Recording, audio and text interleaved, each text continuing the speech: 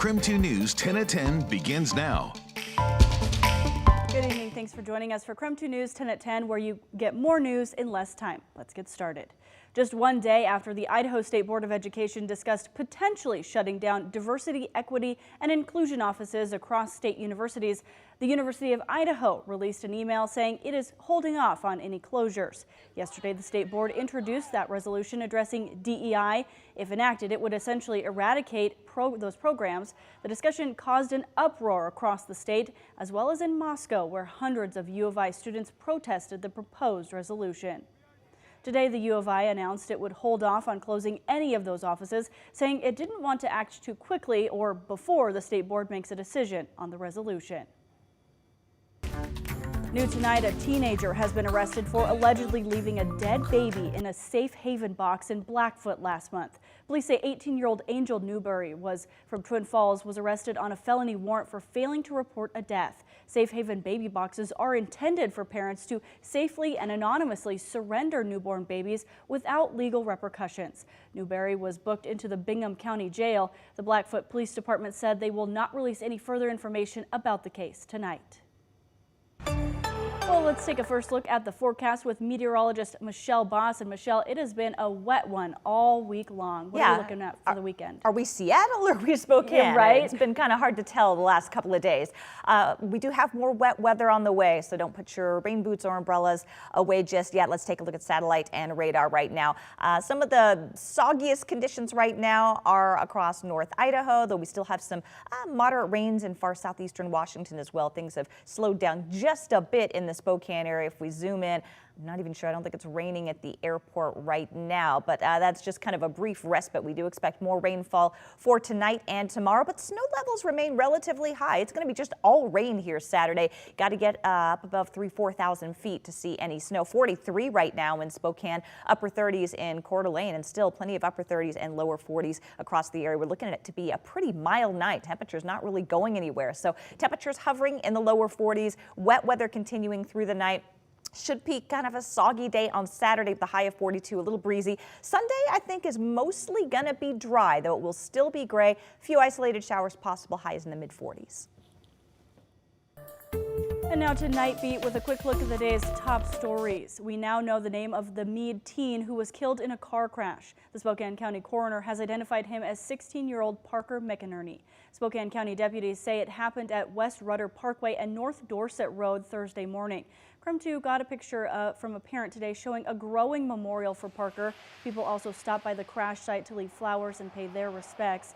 Resources are being provided for grieving students, and the Spokane County Undersheriff Kevin Ritchie says there are also resources for deputies who responded to the crash. Most of those first responders are parents themselves. And they're trained to deal with these type of situations. That's not to say that it doesn't affect them emotionally. Loved ones have set up a memorial for Parker at his parking spot at the high school. The district says that will stay up as long as it needs to for people to grieve. A child was also killed in a two-vehicle crash this morning on US 95 near Elmira. Idaho State Police say a 61-year-old man was traveling southbound. He attempted to pass other cars and instead crashed head-on into a northbound car. That car had 4 people inside. 3 people were hospitalized. A 4th passenger, a child, died at the scene. An update on a story we first brought you here last night. 911 calls are now back for people living near Pritchard and Murray. The Shoshone County Sheriff's Office said earlier this morning 911 calls all across that area were down. The Sheriff's Office says if people are still experiencing issues, they can call the Sheriff's Office directly. That number's there at the bottom of your screen. And that was your Nightbeat. To learn more about any of these stories, just head to our website, krem.com. We want to give you a sneak peek into a KREM 2 investigation we are working on for next week. There's a growing number of apex predators in Washington's forests and growing conflicts with the people who live there. Far northeast Washington is home to more wolves than any other part of the state. And for one family here in Ferry County, they are surrounded by multiple wolf packs on every side. Over the last 10 years, they've lost at least 100 animals, from cows and horses to newborn piglets and donkeys being grabbed from inside of a barn. Kathy McKay is the owner of K Diamond K Guest Ranch in Republic. She says the animals are part of her business, but they are also very much a part of her family. And she says the wolves here are destroying both. And we all know the loss that we're all dealing with. And why? How is it that they can have so much control over our livelihood? Does it seem like the plan is working as is, or do there need to be changes? We do realize that the compensation program isn't working for everyone. What do you think the state and the department can do to kind of earn back their trust right now? We're taking an in-depth look at the numbers for cougars, bears, and wolves and asking state leaders what it will take to ease the burden on families and ranchers here in Northeast Washington. Watch our KREM 2 special investigation Monday on KREM 2 News at 6. Tomorrow, a couple holiday events are kicking off the Christmas season in downtown Spokane. New tonight, KREM 2's Connor McAvoy reports on what's going on this weekend and how the holidays are an economic gift to the city. Connor? Well, around 1.4 million people are going to be downtown for down for holiday events last year, generating tens of millions for the local economy. It's a time of year the Downtown Spokane Partnership says is vital to support local businesses. This is the time of year where you can really make or break local businesses. Elizabeth Hooker with the partnership says her and other staff have been working hard preparing for the holiday season downtown to help local businesses. It's worked towards a goal to increase profits for local shops at River Park Square. She says the city isn't there yet. We still haven't exceeded 2020 or 2019 visits, but we really hope to get back to that 2019 level and hopefully exceed that. She says the total holiday economic impact for the city last year came in at roughly $97 million. A new event downtown is hoping to grow that number.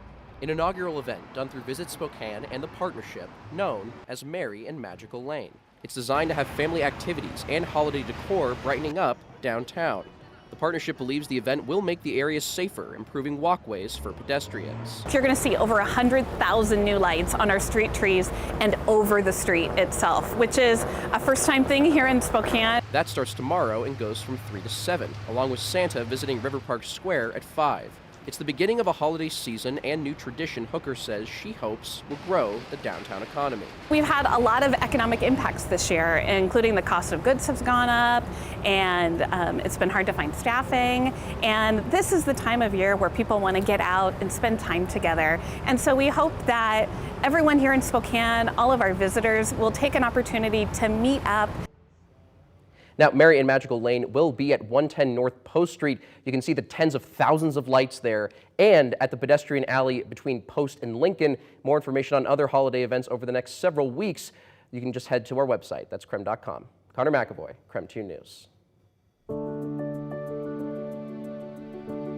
We want to take an opportunity to give a big shout out to everyone who helped volunteer for one of the biggest Tom's Turkey Drive distribution days of the season. Throughout the day, hundreds of families picked up Tom's Turkey Drive meals.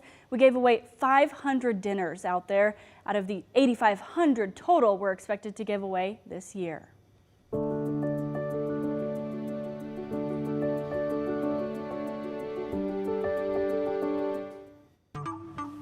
And if you want more Tom's Turkey Drive, we have a special looking back on our 25 years of helping feed families in the Inland Northwest. You can watch it right now on KREM 2 Plus. That is free to download on Roku, Fire TV, and Apple TV. You can also text the word PLUS to 509-448-2000 to download it right now. And that was KREM 2 News 10 at 10, where you get more news in less time.